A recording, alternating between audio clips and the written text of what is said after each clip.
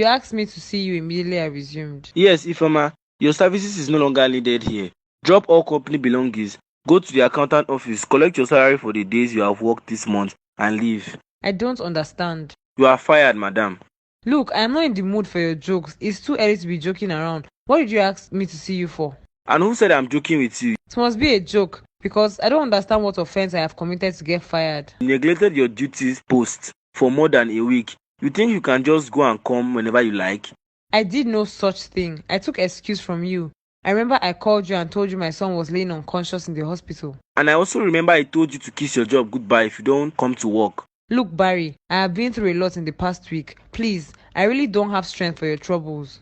Did you come to the office to lay a formal complaint about your son or formally ask for permission to be absent? I called you, didn't I?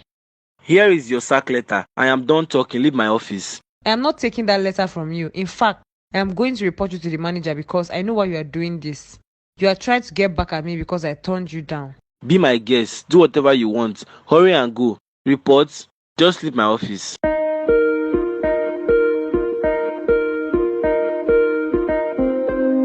Good morning, sir. What are you still doing here? Sir, I came to... Didn't I ask Barry to fire you? What are you still doing here? Sir, I can explain. Explain what? My son was admitted in the hospital, sir. And so what? Are you the only staff that has a kid? Isn't there a proper way of passing that information across? But you chose to give yourself time off for a few weeks. You didn't show up. It's not like that, sir. I took excuse. I wouldn't just stay away from work without taking excuse. Who did you take excuse from? Mr. Barry, sir. You can ask him. Show me a photocopy of the letter you submitted to Mr. Barry. Because he told me you didn't reach out, and when he tried reaching out, you refused answering your calls. That's not true, sir. Who is lying?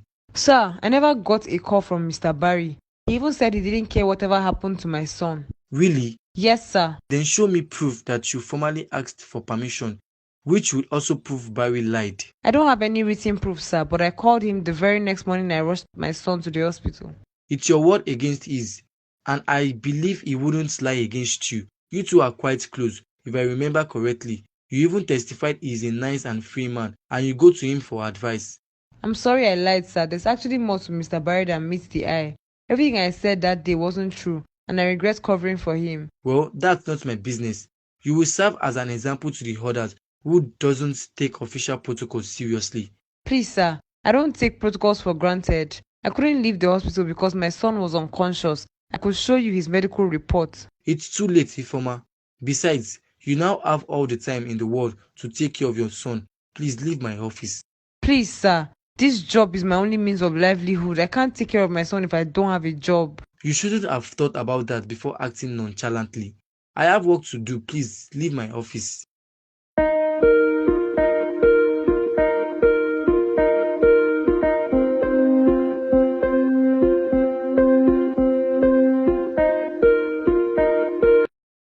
Good morning, Miss Evelyn. Madam, what is it again? Please, it is too early for a fight. Just leave me in peace. I haven't come for a fight. So what did you come for? What would you possibly be here for? I have come to apologize to you for treating you and your friends so badly when you came to check on John Bull at the hospital. Wonders you continue to exist. Please, so, is this a setup? What's all this drama about? When we are not in a movie, or do you have a camera somewhere? No, I don't. This is a sincere apology from the depths of my heart. Indeed. I beg, get up, oh. I am not cut out for all these episodes of yours. Kneeling down doesn't prove sincerity. Please, let me remain like this. I know I behaved really badly towards you, and you must have gotten so upset that you reported me to the manager. That must be the reason why he's so adamant on getting me fired, despite explaining to him that my son has been in the hospital. Please, Evelyn, help me beg him. This job is all I have. It's the only means I have to take care of my son. Hold on, I don't think I understand you. Who fired you? The manager. Why? What did you do? Barry lied that I didn't take excuse to be given some time off to take care of my son at the hospital. All my pleas and efforts to explain to the manager what I actually did was futile. He wouldn't even consider the fact that I was in the hospital with my son. I knew he must have other reasons to be so adamant. And you believe I am the reason, right? You felt I reported you to him? I know I have always been at loggerheads with you, but please, I need this job now more than ever before. I beg you in the name of God, don't do this for my sake, but for the sake of my John Bull. I don't want him to suffer for my mistakes. First and foremost, I didn't report you to anyone, neither did I talk about you with anyone in this office. Secondly, I have no idea why Barry lied. If indeed you told him you were going to be off work because John Boo was in the hospital. And lastly, I am really not comfortable with you kneeling. If you want to continue this conversation, you would have to get up. I am sincerely sorry for all I have said against you and your friend. I don't know what came over me. I guess I was just so jealous of you both. I promise I have realized my mistakes and I am a changed person. Please, help me beg him for John Boo's sake. Is John Boo still at the hospital? No, he has been discharged. He is at home. How is his health? Hope he is feeling better now. Yes, but he still has bandage on his head and drugs to take. Okay, I will talk to the manager on your behalf. But you would have to leave first. He shouldn't see you lingering around. Okay, thank you very much. My regards to John Boo. Okay, he will hear. This lady is just a big bag of trouble. Now that she needs my help, see how humble she is acting. I that have been avoiding Mr. Mike for a while now. I am only going to do this because of that poor boy. If not for his sake, I will tell her to bear her cross and leave me out of it.